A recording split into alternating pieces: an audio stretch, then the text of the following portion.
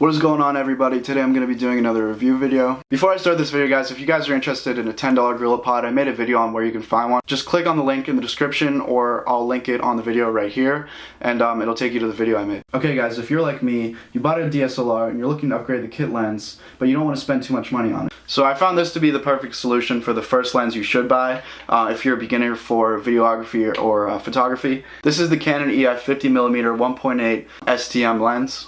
You can get it for about $100 or $120 on either Amazon, or if you walk into Best Buy. It depends on where you buy it. It goes from anywhere from $100 to $120. And you can also get a lens hood for this really cheap. If you guys want to buy the lens hood that I have on this right now, I'll link that in the description also. It's pretty good. I got it for about $20 on eBay. But anyways, for those of you that don't know, I'm going to go through and explain all the things that are in the name, just because it's a long and complicated name, and I'm going to tell you what each of these features mean. So it's an EF lens mount, which means that it'll fit onto full frame sensor Canons, and it'll also fit onto the APS-C sensors, which are on the Canon I'm using right now, which is the Rebel T5i. It has a 1.8 aperture, which is a little bit better than the 3.6 aperture or 3.5 aperture that's on the kit lens that you get with the Canon Rebel T5i. You get better sharpness and depth of field for isolating your subject from the background. You also get that nice blurry background effect called bokeh. This is also a prime lens, so it's going to be staying at 50mm. There's no zoom. That means it's really good for close-up shots and for portraits. And lastly, it's an STM lens, which means it has a stepping motor, which is the mechanism it uses for autofocusing. So I'm going to take this, I'm going to put it on the DSLR I'm using right now, and I'm going to show you guys some footage, and then I'm going to give you guys some pros and cons. Okay guys, I'm going to walk around and just show you guys a little bit of the autofocus. In my opinion, this isn't the best autofocus. I use this a lot on manual focus, but I'll show you guys what I mean. I'm going to just let it do its own thing and focus. There you go, and then I'll switch to the clock. So it takes a few seconds, as you can see.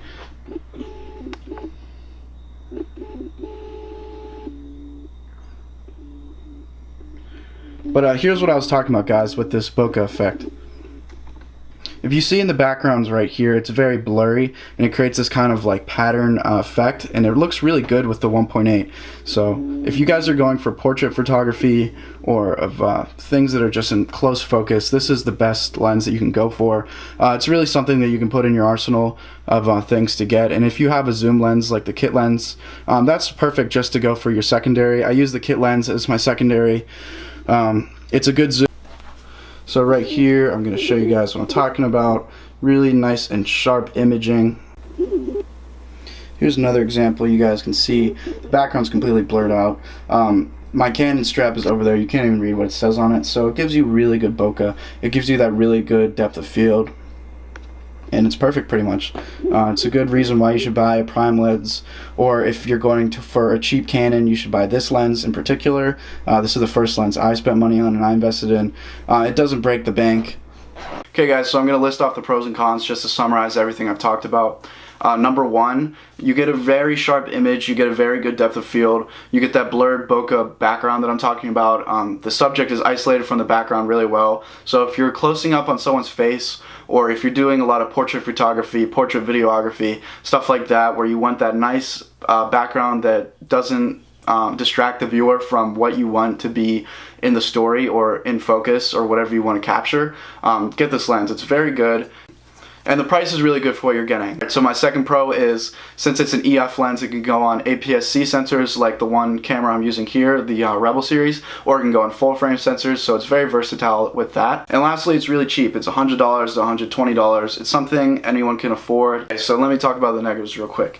The autofocus is really bad on this thing, especially with the camera I'm using here. If I was using a better camera like the 5D Mark III, it might have better autofocusing. I haven't tried it with that. Another negative is you can't vlog with this if it's pointed at your face, because it's a 50mm. If I hold it with a GorillaPod far away from my face, it's still going to be very zoomed in on my face. And other than that, there's not a lot of cons. I mean, this is a very good lens. If you look anywhere online, you can find it in the top 5 lists of beginner lenses or best prime lenses, best Canon 50mm low aperture. I mean, you're getting a really good low aperture, which is very expensive.